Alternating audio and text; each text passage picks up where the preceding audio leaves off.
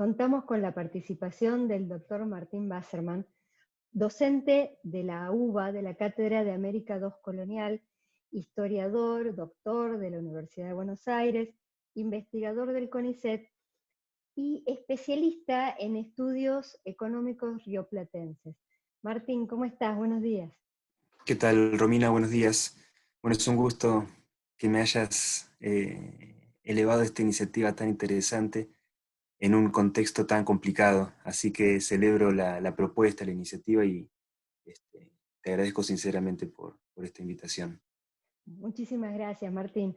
Como estudioso de la economía, lo primero que se me ocurre preguntarte, lo primero que me salta, es esta dicotomía en la que se ha planteado el debate las últimas semanas, en que si la crisis actual debe analizarse en términos de la oposición de economía y salud, o si es una Ujú, oposición falsa. ujú.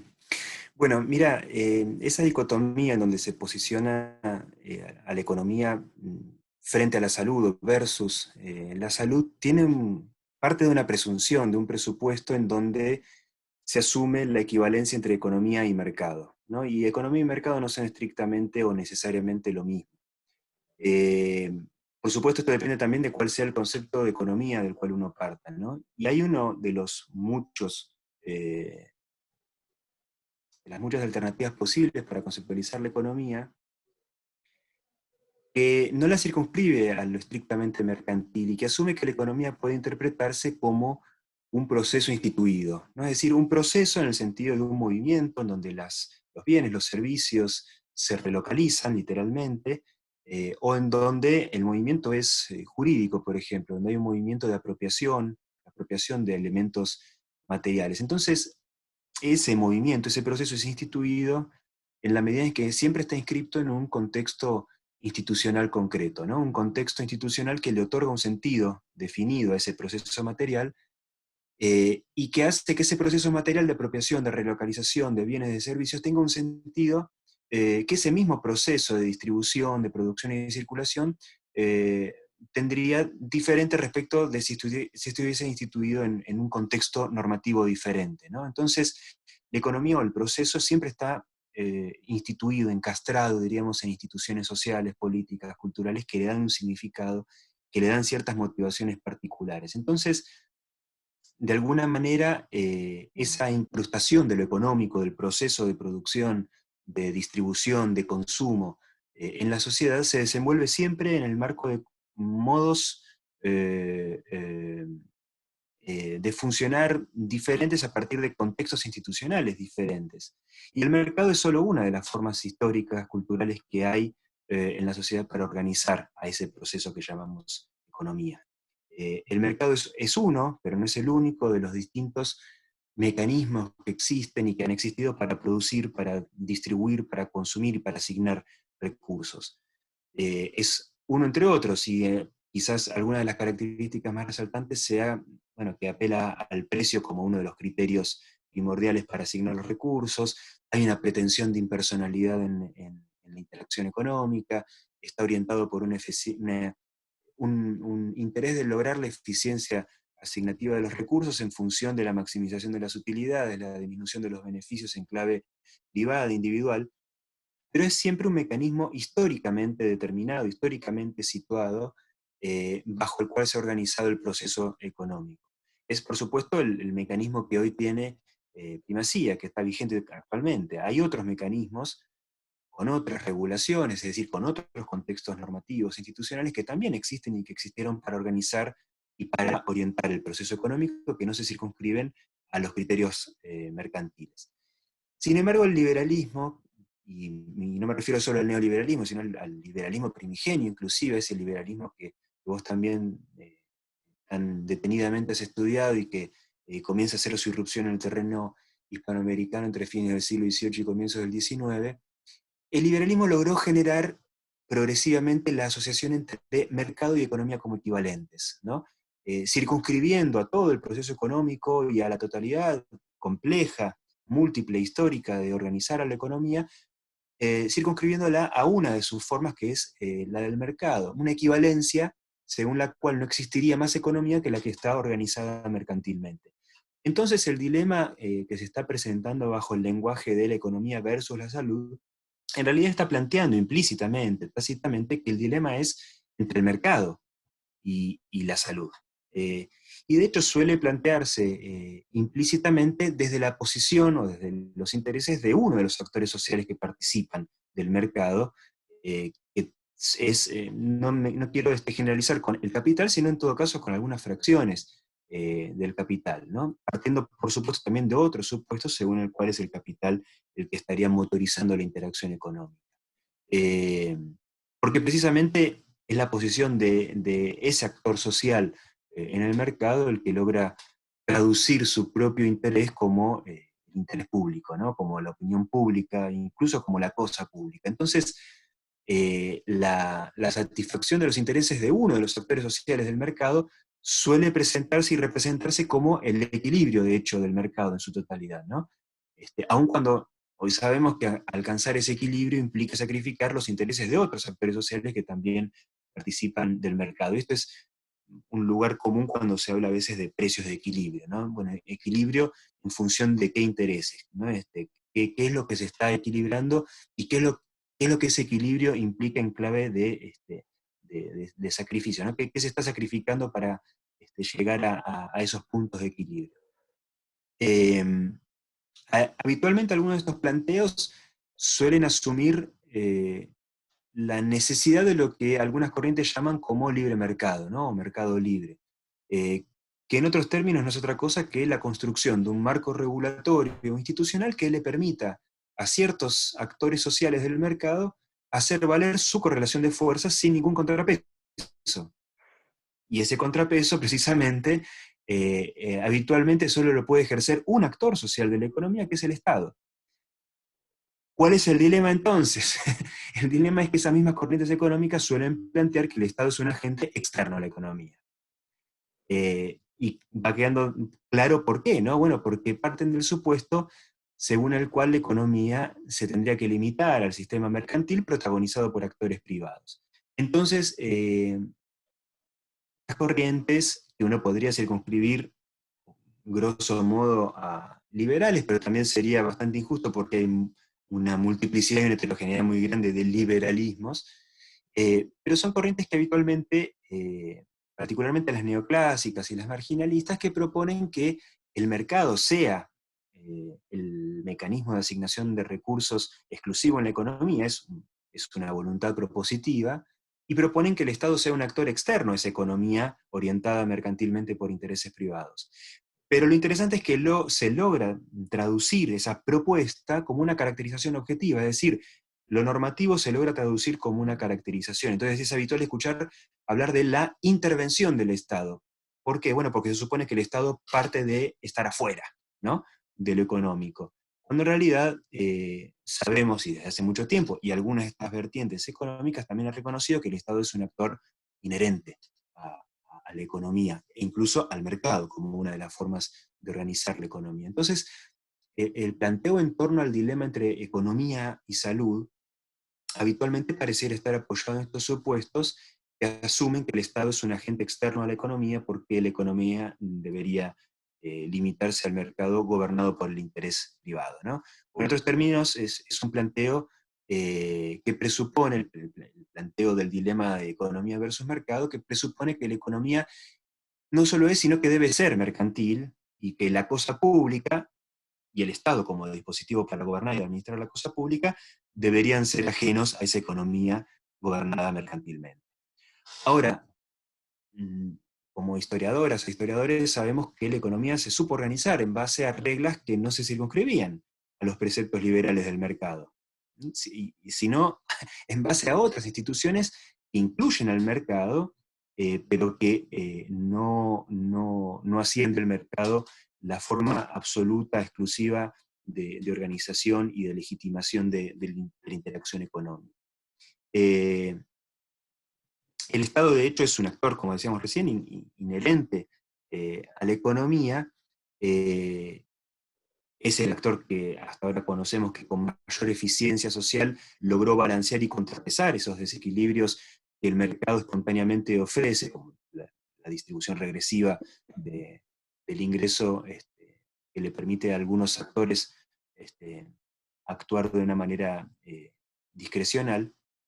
Y el Estado entonces regula, y esa regulación es histórica, está definida culturalmente como una institución, ¿no? Y a mí me parece que hay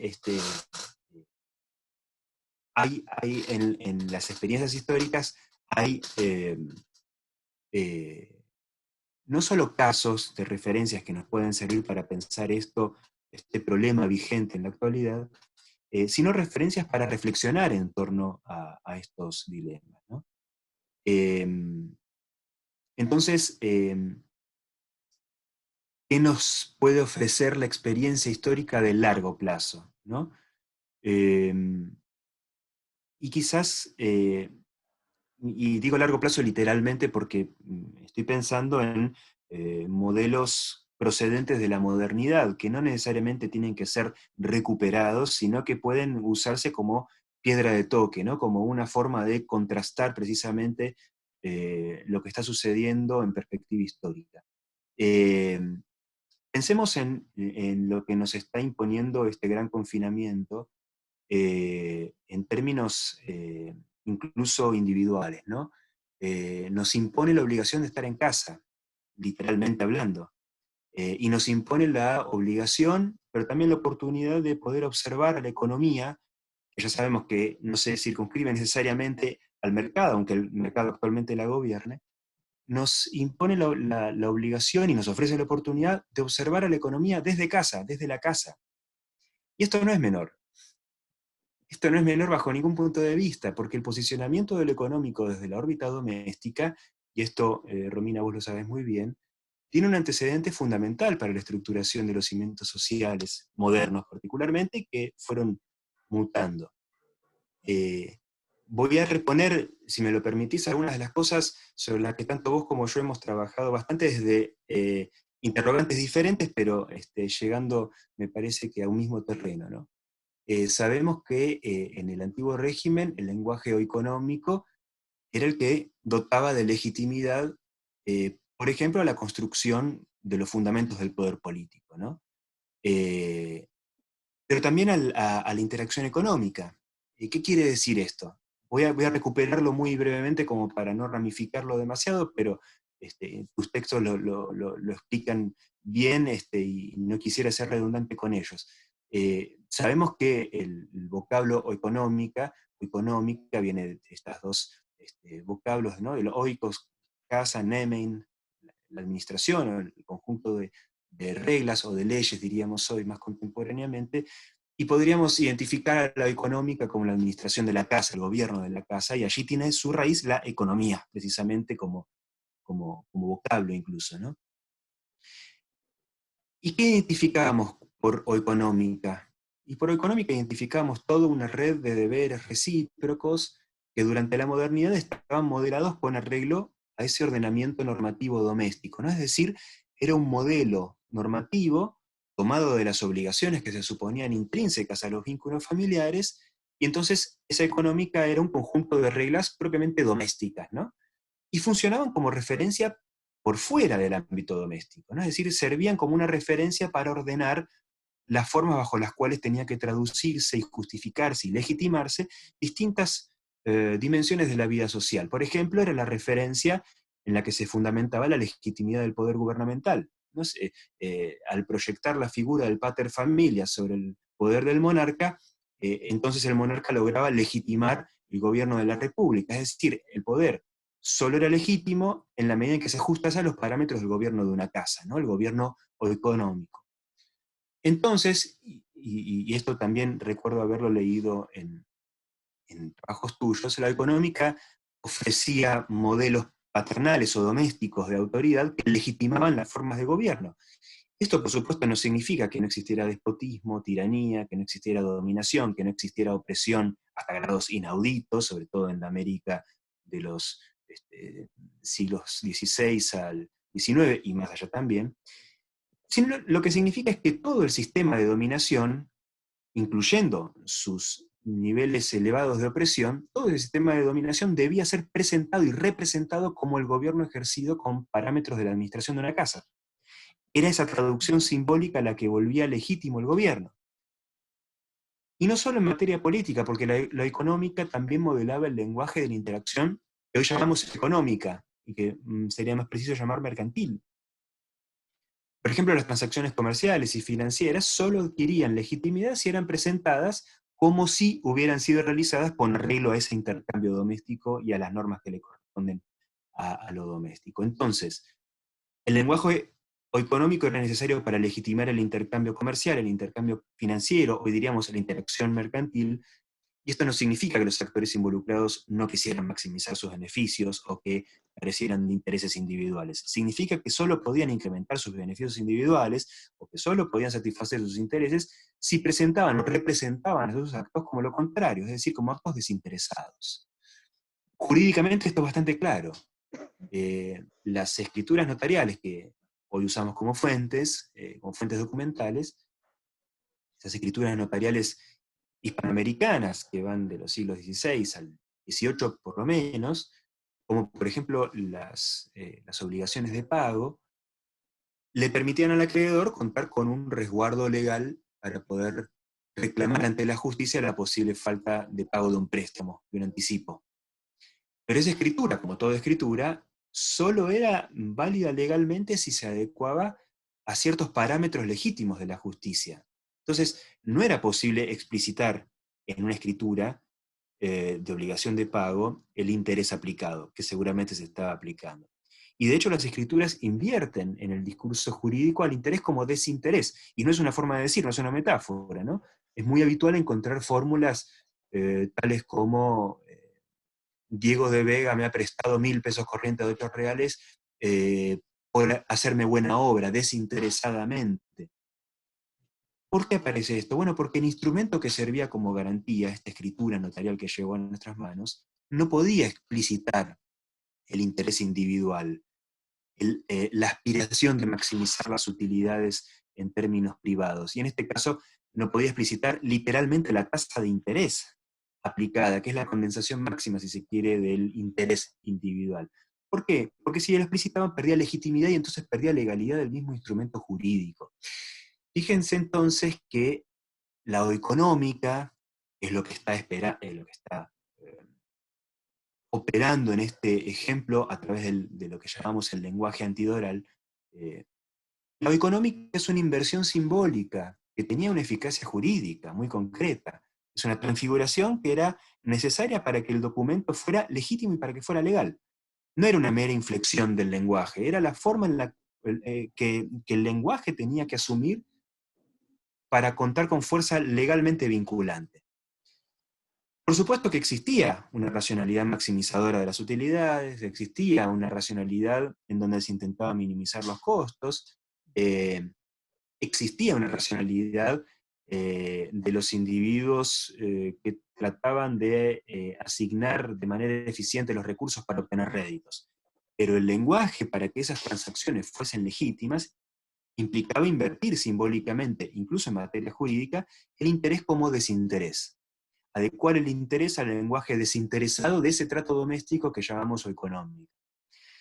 Entonces puede pensarse en la o económica como una institución, como un conjunto de reglas que durante la modernidad volvía legítimas a las acciones en la medida en que esas acciones se adecuasen a ciertas formas. Pero también volvía ilegítimas, consecuentemente, a esas acciones si no se adecuaban a esas formas. Y esa inadecuación, con su consecuente ilegitimidad, implicaba, por supuesto, costos muy concretos y muy pesados. Por ejemplo, el costo de que el acreedor perdiese la posibilidad de reclamar el reintegro de una deuda, ni más ni menos, por no haber adecuado al lenguaje del desinterés su interés individual. Es decir, como toda institución, la económica conllevaba costos de transacción. Entonces, la económica era una institución que como tal regulaba de acuerdo a los parámetros de la justicia del periodo, que no son otra cosa que parámetros culturales. ¿Qué pasa con la irrupción del liberalismo, no? Que me parece que es un punto de inflexión que con todas sus modulaciones sigue teniendo vigencia como marco de legitimación, ¿no? Vos has estudiado muy bien el modo en el que el liberalismo, diríamos, contemporáneo, ¿no? Comienza a introducirse en Hispanoamérica, ¿no? Valentín de la Foronda, que vos lo has estudiado, fue uno de los grandes introductores de Smith en la península, y eso se difunde en el Río de la Plata, diríamos, bastante rápidamente de la mano de plumas muy ilustradas, ¿no? Como la de Moreno, entre muchos otros, y quizás estoy mencionando solo al más este, eh, eh, trascendente por su fama. Pero lo que sucede con la irrupción del liberalismo, y esto probablemente también puedas explicarlo vos mejor que yo, es que adquiere legitimidad la explicitación de la maximización de las utilidades individuales y privadas. Ya no es necesario, con la irrupción del liberalismo, adecuar el lenguaje jurídico a las normas de la casa para que, por ejemplo, el trato comercial o el trato financiero sea legítimo. Ahora la legitimidad de la transacción no se ve afectada por la explicitación del interés individual. Esto ya lo sabemos, la propiedad privada, la seguridad económica, la libertad individual pasaban a ser en sí mismos elementos de legitimación, lejos de ser, como lo habían sido hasta entonces, elementos de censura y de ilegitimidad. Y la casa, obviamente, pasa a quedar relegada como el espacio en el cual se entablan los enlaces no lucrativos, no económicos, paradójicamente, ¿no? La sede, por definición, de la económica pasa a ser el lugar de lo no económico, cuando uno tendría que decir en realidad de lo no mercantil. Entonces, eh, con el paso del tiempo, la maximización del beneficio individual y de la utilidad privada fue consolidándose como parámetro de legitimidad económica, al punto de identificarse como la racionalidad económica por antonomasia, y eso paulativamente, y cada vez más habitualmente, quizás fue entrando en contradicción con la utilidad pública y con el beneficio colectivo, en lugar de complementarlo de una manera virtuosa, como algunos de los liberales incluso primigenios lo habían planteado. A mí me parece que esta coyuntura concreta que estamos viviendo en estos momentos pandémicos nos está ofreciendo justamente la oportunidad de pensar de qué manera se pueden articular con fines públicos y colectivos los dispositivos institucionales contemporáneos como el Estado, que tal como lo conocemos, de hecho, irrumpió en la escena social precisamente de la mano del paradigma liberal, ¿no? Y nos da la posibilidad de pensar qué tipo de instituciones podrían favorecer la legitimidad de acciones económicas orientadas por el beneficio público, por la maximización de las utilidades colectivas, estimular ese tipo de acciones. Y me parece que también nos da la posibilidad de atender al modo en que administramos lo doméstico para pensar desde el gobierno de la casa en la importancia de lo público, en su legitimidad y quizás incluso diríamos en su prioridad. Es una oportunidad quizás para encontrar una salida colectiva que priorice el interés común, por supuesto, gobernado por una democracia renovada, en la cual las mayorías se constituyan efectivamente como el sujeto de imputación de soberanía, que es algo que ha estado en discusión, diríamos, desde el momento mismo en el que el liberalismo irrumpe en el Río de la Plata, por lo menos, ¿no? Entonces, me parece que este gran confinamiento ofrece la oportunidad, en primer lugar, para experimentar modalidades socialmente eficientes de producir y asignar recursos, que no estén orientadas exclusiva ni prioritariamente por la satisfacción de intereses individuales, ni por la mercantilización de todas las dimensiones de la vida. Pero también es una oportunidad para visibilizar cuáles son las redes de obligación colectiva en las que estamos inscriptos e inscriptas como individuos, ¿no? Es una oportunidad para justamente visibilizar las redes en las que hasta ahora el liberalismo de alguna manera ha invisibilizado. eh, Quizás también sea una oportunidad para incrementar los costos institucionales de eludir las responsabilidades colectivas en las que estamos inscriptos e inscriptas como sociedad y estimular consecuentemente los beneficios de participar colectivamente. Entonces me parece una ocasión que nos brinda la posibilidad de pensar en cómo fortalecer la legitimidad de lo público y de lo colectivo. Es súper interesante esta reflexión, Martín. nos has dado una clase, has ido solo Y, avanzando y he sobre aprendido distintos mucho, temas. mucho, mucho de vos, de todos estos temas también, ¿no?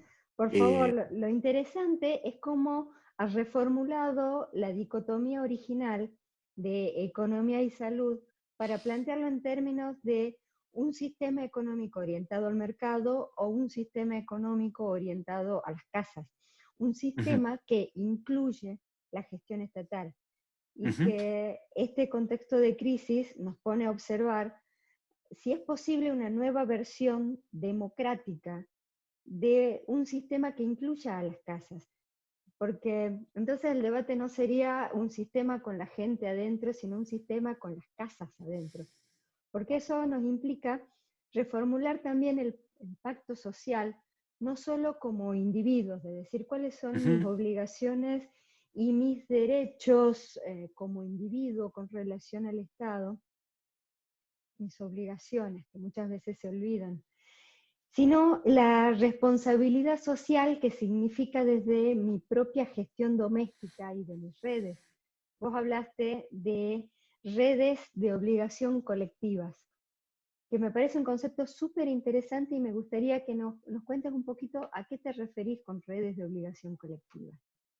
Bueno, a ver, eh, son redes que existen, que preexisten, y que por supuesto tienen su contraparte en la producción de nuevas obligaciones que responden a las obligaciones generadas, ¿no? Y en esas obligaciones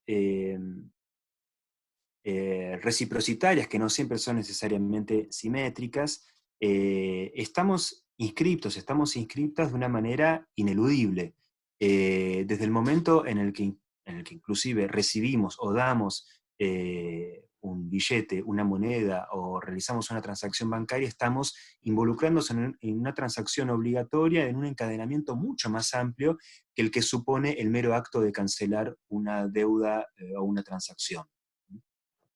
Estamos inscriptas en un contexto, para usar una terminología por ahí un poco extemporánea, pero que me parece que no pierde validez, en un contexto superestructural que nos trasciende como individuos, ¿no? Y en donde si bien nuestra constitución individual hace de nosotros sujetos normativos, y eso conlleva no solo obligaciones, sino también libertades y derechos, es importante visibilizar cuáles son los colectivos en los que estamos inscriptos y en los que estamos inscriptas desde nuestra constitución individual. Que me parece que también es uno de los grandes desafíos que ha impuesto la irrupción del liberalismo como paradigma desde hace ya 2 siglos, ¿no? Poder visibilizar cuáles son los colectivos que siguen existiendo más allá de su desaparición en términos estatutarios, en términos jurídicos, ¿no?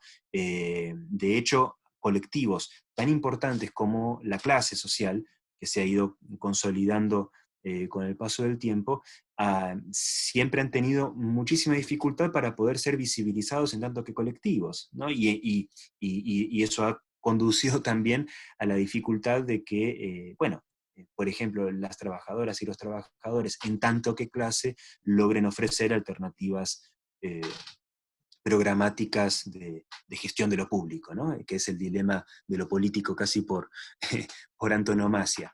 Entonces, me parece que visibilizar la multiplicidad de colectivos en las que cada uno estamos inscriptos, porque no estamos inscriptos solo en un colectivo, y de hecho nuestras identidades individuales tienen por elemento constitutivos al solapamiento de distintos colectivos en los que estamos insertas.